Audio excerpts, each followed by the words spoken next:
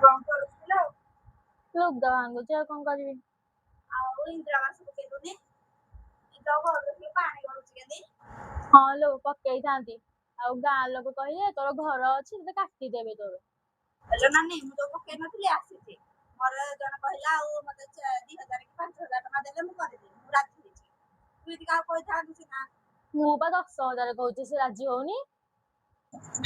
ହଉ ଦେଖେ ଏରା କେତେ ପାଣି। ହଁ ପରା ମୁଁ ଏଇନା ଆସିଥିଲି ସେଇବାଟେ।